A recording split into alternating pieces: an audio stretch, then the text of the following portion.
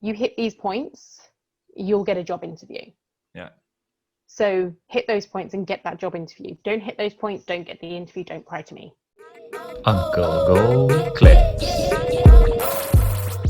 A lot of people, if not now because of the lockdown, maybe in the future, or maybe just for their own reasons, are probably thinking of changing their jobs.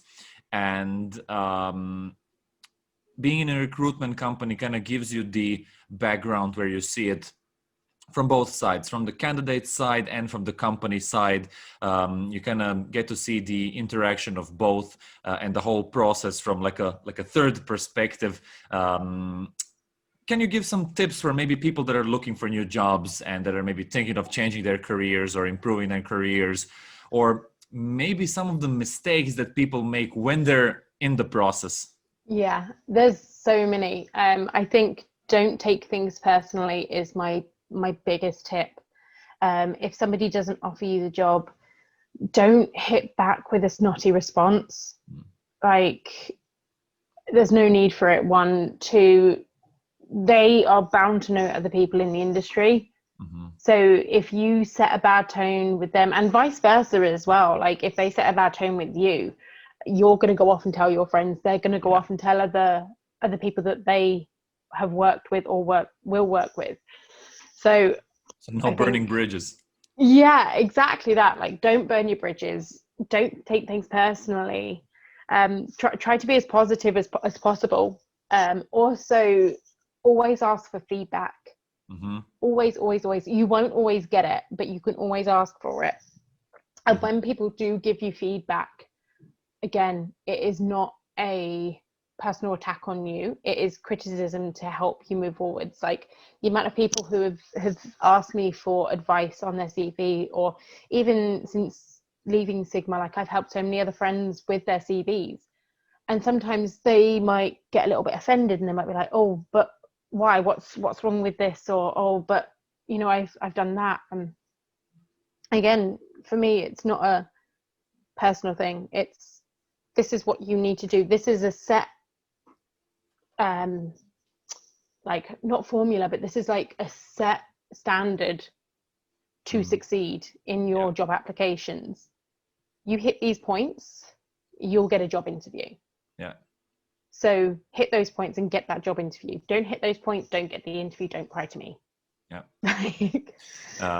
I realize that there's a lot of people that write too much text in their CVs, and then when a company looks at that, in the end, we're all human. Like, a lot of companies will go just like, I don't have the time to read it, and you basically lost without even being in the game, you know. And a lot of people put too much effort into it, and then they write like 10 pages of a CV, and then companies go like, oh, like, this is not the right move.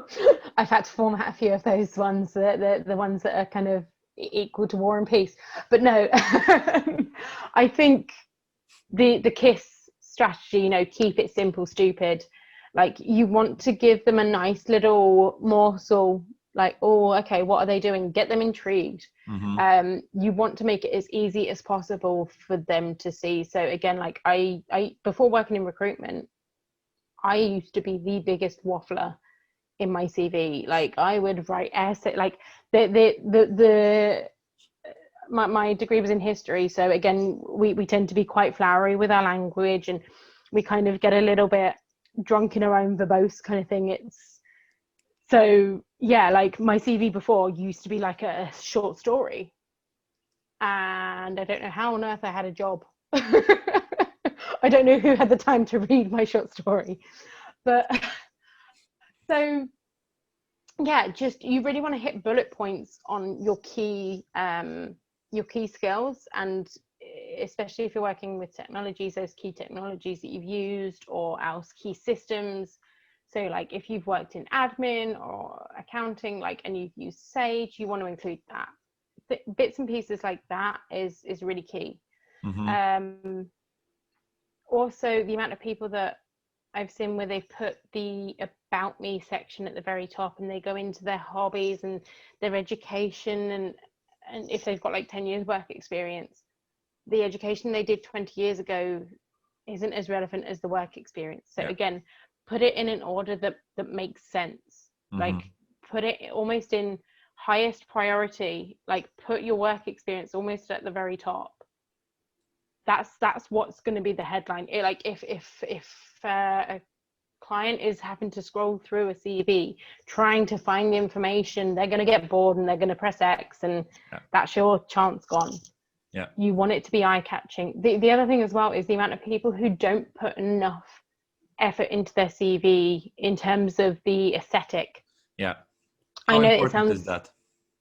I think it's very important. I think that, don't get me wrong, it doesn't need to have 1,000 pictures or whatever in it, but it takes 2 seconds to upload your CV to something like Indeed, and it automatically does it for you, where you can download it and it formats it nicely for you. It just makes it look like you've put a bit more effort into your CV. I'm more likely to look at it. I know that sounds bad, and well, I'm not in recruitment anymore, but like when I was, it was like you want to have the information easy to see. Yeah, of course. You want it accessible. I don't want to have to try and read a dissertation's worth of CV to see whether or not you have the right experience for the job. Yeah. Hey, thanks for watching this video. If you want to see the full version, go to the Uncle Gold Podcast YouTube channel or watch the next clip.